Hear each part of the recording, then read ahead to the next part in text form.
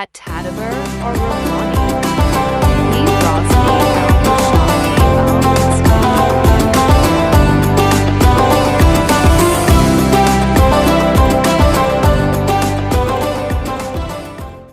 Bismillah, alhamdulillah, wassalatu wassalamu ala maulana Rasulillah sallallahu alaihi wa sahbihi wa sallam wa man wala wa ba'd.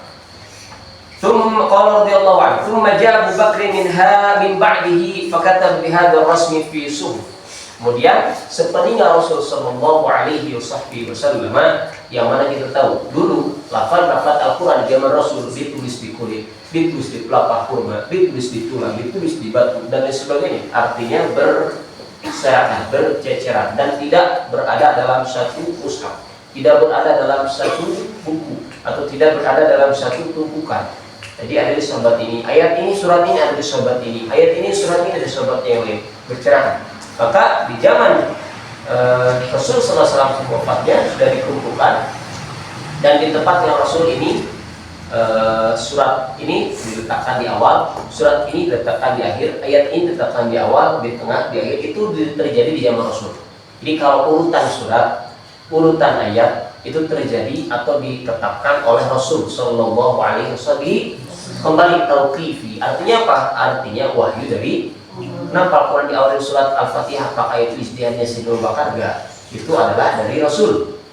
Di akhirnya surat An-Nas apakah itu dari Sayyidina Umar? Tidak. Itu adalah dari Rasul. Jadi Al-Quran sebelum Rasul meninggal sudah diurutkan oleh Rasul.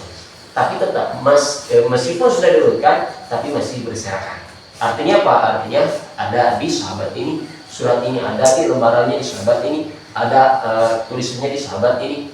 Nah, tapi Rasul sudah menentukan urutan surat, urutan ayat. Demikian.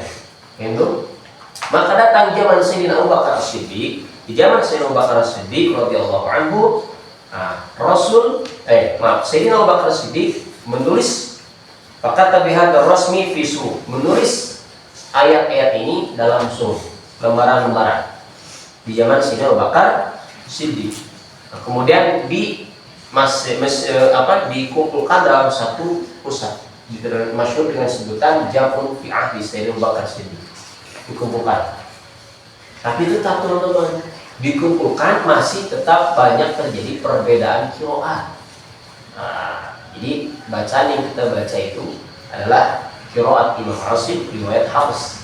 Jadi baru satu riwayat dari dua riwayat dalam satu qiraat. Paham nggak?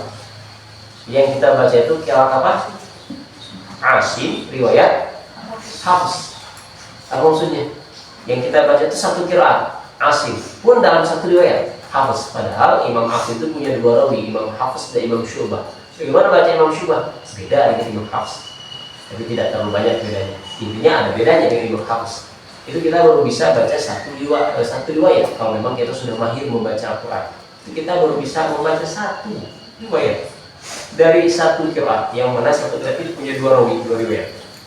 Maka tidak ada bagi kita itu untuk sombong kalau tidak bisa baca Al-Quran, sebab belum masih satu dari dua riwayat dari satu qiraat. Sedangkan qiraat itu yang mutawatir itu ada berapa? Qiraat yang mutawatir itu ada 10. Masyhur di kita 7. Nah, kalau di dunia Islami itu yang masyhur itu justru 10. 7 mutawatir, 3 ahad, jumlah jadi 10. 10 qiraat asyrah mutawatir. Yang mana qiraat sabah yang 7 itu di kita sering diperlombakan dalam MTQ. Qiraat yang asyrah yang 7 itu kitabnya apa? Masyhur kitabnya. Kitab masyhurnya adalah Matan Syatibiyah. Matan apa? Syatibiyah. Itu qiraat asyrah sughra, Matan Syatibiyah 7. Imam Nafi, Imam Nafi, Imam Asim, Imam Kisai, Imam Ibnu Amir, Imam Abu Amr dan sebagainya. Qiraat imamnya. Kita akan buka qiraat yang 7 ini disebut qiraat sab'ah. Pernah dengar qiraat sab'ah? Sebutnya qiraat surah yang 7 dengan masing-masing dua rawinya. Itu tapi itu disebut qiraat sab'ah. Qiraat apa? Sab'ah. Kemudian tadi kita bilang bahwasanya masyhur itu ada 10. Mana 3 lagi? Tambah 3. Qiraat ahad yang 3. Yang mana kitabnya diambil daripada kitab Ad-Durratul Mudhi'ah karangan Imam Ibnu Jazari. Nah, maka ditambah 7 tambah 3 jadi berapa? 10. 10. Inilah yang disebut qiraah asyarah. Tapi ini pun qiraah asyarah sugro, masih disebut sugro, bukan kubro. Sugro sama kubro besar mana? Artinya ilmunya lebih banyak di mana? Kubro, karena banyak hurufnya. Nah, maka yang 10 ini disebut qiraah asyarah sugro. Apa yang 10? 7 qiraah sabah.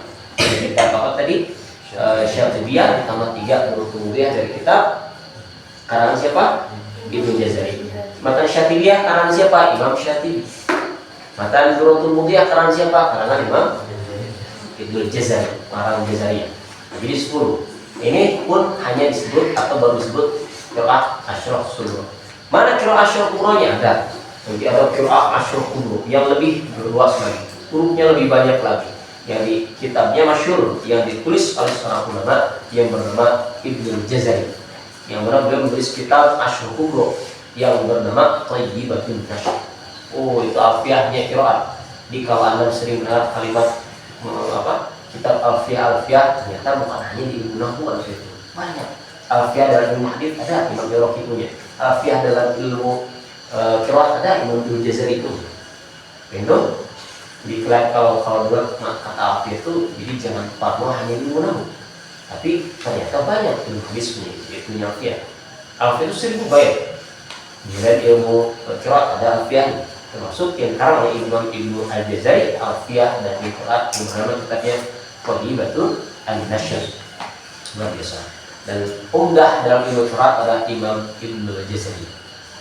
Allahumma sholli ala sayyidina. Nah, maka di zaman Sayyidina Utsman radhiyallahu anhu, teman-teman, ini kitab ini atau lembaran-lembaran mushaf ini yang sudah dibuat menjadi suruh, dikumpulkan tadi di batu, dikumpulkan tadi di palapa kurma, dikumpulkan ditulis ulang dan dikumpulkan menjadi dalam satu mushaf di zaman Sayyidina Abu Bakar. Tapi karena Sayyidina Utsman melihat apa yang terjadi, yaitu perbedaan qiraat, sampai orang-orang itu saling menyalahkan, ini qiraat saya paling benar, qiraat kamu salah, qiraat kamu salah, qiraat saya yang paling benar, karena saya terima dari Rasul, saya terima dari Rasul.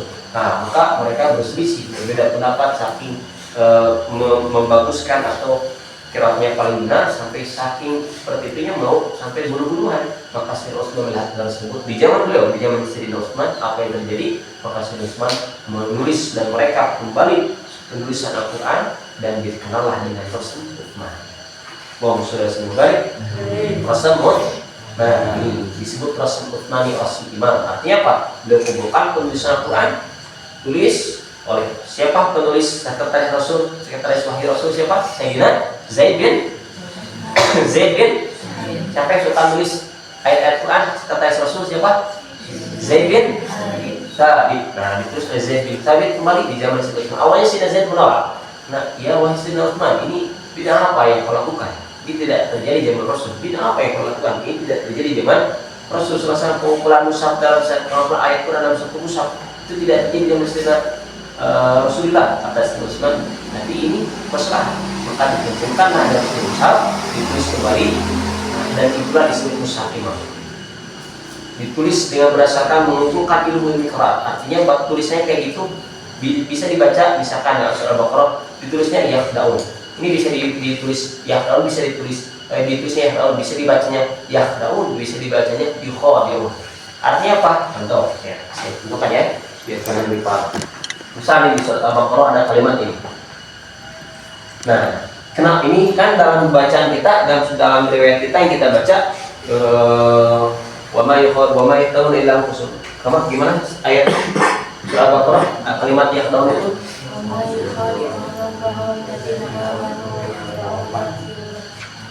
Yukhadi'una Allah alladziina aamanu wa ma Oke. Lihat, yukhadi'una Allah dalam Quran Rasul Utsmani. Ini ditulisnya kayak gini. Dalam mushaf tadi Rasul Utsmani. Kenapa? Padahal kan dibacanya gimana yukhad? Kita kan bacanya yukhadi'un ya. Kalau menurut Imla'i kan kayak gini, yukhadi. Betul? Yukhadi'una Allah walladziina aamanu. Dan kenapa dalam Rasul Utsmani atau mushaf Madinah atau mushaf Utsmani tulisnya yahdaun. Ditulisnya kayak gini. Ini supaya bisa dibaca dengan berbagai qiraat. Paham? Jadi bisa dibaca yahdaun. Bisa? Karena ada imam membacanya kayak gini. Bisa juga dibaca bagaimana? Yukhadi'un. Paham? Kenapa ditulis oleh Sayyidina Utsman yang kayak gini? Yang nulis kayak gini siapa? Sayyidina Utsman di zaman Sayyidina Utsman. Supaya apa? Supaya mengumpulkan kirat semua dalam satu tulisan. Itu? Oke, wahakata. Tuh, sedikit kisah tentang tulisan musab di zaman Sayyidina Utsman. Langsung kita kepada kaidah. Sallallahu alaihi Muhammad wa ala alihi wa sahbihi. Amin. Alhamdulillah rabbil alamin.